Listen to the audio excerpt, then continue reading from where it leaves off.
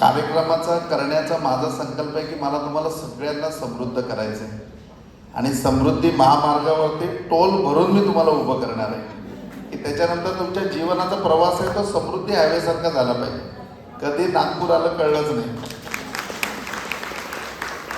आणि हे सगळं करायचं असेल तर जरुरी आहे की तुमची सगळ्यांची उपस्थिती आणि म्हणजे की औचित्य ज्यावेळेला बोलणं झालं तर 1 तारीख दिली की 1 जानेवारीला बघा म्हणून 1 जानेवारीला केलं तर त्या तारखेकरता मी एवढा अट्टहास केला की मी साई पालखीला होतो. तुम्ही जर चॅनल अपडेट केला तर 23 ते 29 मी साई पालखीला होतो.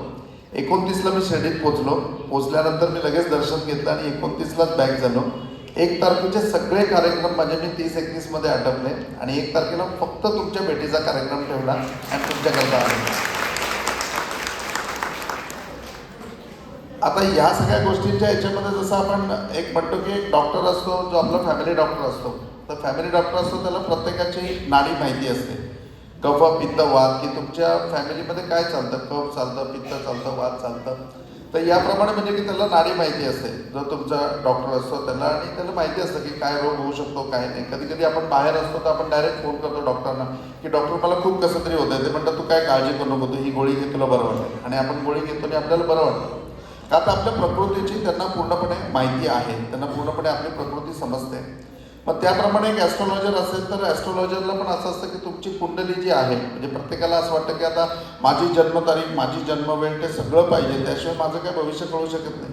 परंतु कुंडलीमधला आहे ना हा एक साचा आहे. म्हणजे तुमच्या घरातली एक पत्रिका बघितली ना तर घरामधली सगळी बॅकग्राऊंड आणि फ्रंट सगळं त्याच्यामध्ये कळून येतं की त्याच्यामध्ये काय काय आहे काय काय असणार आहे.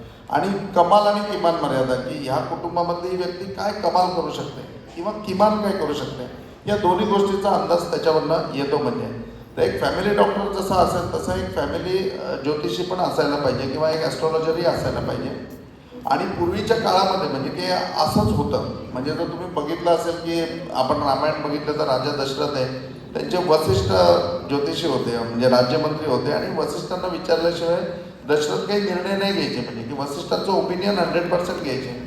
तर त्याच्याप्रमाणे पूर्वापारील पद्धत चालू आहे की प्रत्येक तुम्ही जर राजा बघाल तर त्या राजाचा कोणी एक ज्योतिषी आहे की तो त्याला पूर्णपणे सल्ला करत असतो, प्रत्येक दिवसाचं शेड्यूल सांगत असतो.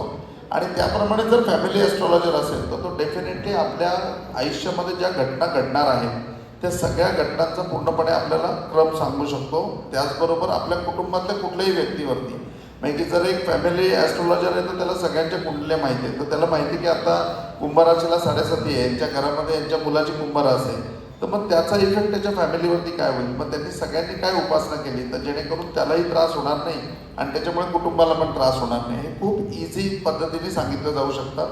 आणि सामुदायिकता आहे म्हणजे की त्याच्यामधलं एखाद्याच्या पत्रिकेमध्ये असा योग आहे की तो पुढे जाणार आहे तर बाकीच्यांच्या पत्रिकेमधले जे योग आहेत ते योग कसे रिफ्लेक्टर वापरू शकतात. म्हणजे इथे आपण एक 100चा बल्ब लावला तर 100चा प्रकाश पडेल. पण एक ॲस्ट्रॉलॉजर आला आणि त्यांनी त्याच्या पाठीमागे एक आरसा लावला. आता पडणारा प्रकाश 200चा पडेल का तर त्या आरशामध्ये सुद्धा एक 100चा प्रत तयार आहे. तसं एखादा योग पत्रिकेमध्ये असेल की जो खूप पुढे नेणार आहे पण त्याला जर फॅमिलीमधला बॅकग्राऊंडमधला एखादा योग काढला आणि ती बॅकग्राऊंड जर मिळाली तर त्या बॅकग्राऊंडमुळे तो डबल रिफ्लेक्ट होऊ शकतो, त्याचा डबल बेनिफिट मिळू शकतो. आणि याचा खूप फायदा होतो. कधी कधी असं असतं की मुलाच्या पत्रिकेमध्ये योग असतो की त्याला नवीन घर मिळेल आणि म्हणून वडिलांच्या मनामध्ये इच्छा होते किंवा त्यांना कुठेतरी ऑफर येते की अरे बाबा चल म्हणून तू घर घे आणि मग ते घर मिळतं. आणि मग ते घर कुणाच्या नावावर घ्यायचं वगैरे त्या मुलाच्या नावावर ते होतही नाही कारण तो वयाने लहान असतो. पण नशीब त्याचं असतं त्याच्या पत्रिकेमध्ये योग असतो.